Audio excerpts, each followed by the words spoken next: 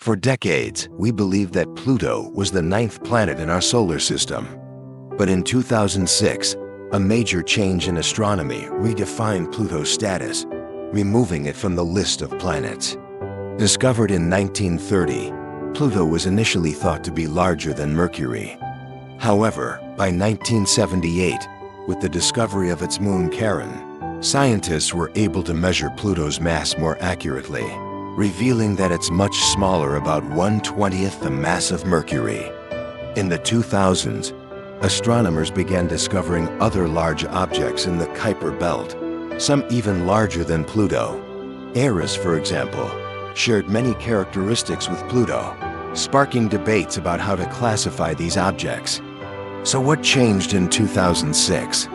The International Astronomical Union, IAU, introduced a new set of criteria for classifying planets. For a celestial body to be considered a planet, it must meet three conditions. First, the object must orbit the Sun. Second, it must be large enough that its own gravity shapes it into a nearly round form. And third, it must have cleared its orbit of other objects of similar size.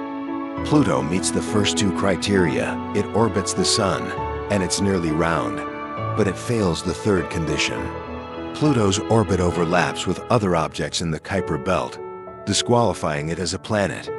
Pluto was reclassified as a dwarf planet, along with other objects like Eris, Haumea, Make, and Ceres. Dwarf planets share many characteristics with planets, but don't meet all the criteria. This reclassification led to much debate among astronomers, with some arguing that Pluto should remain a planet. However, the decision stood, and today, Pluto remains classified as a dwarf planet.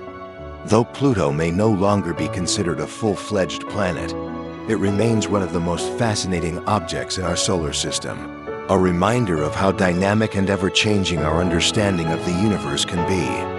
Subscribe for more fascinating space and science content.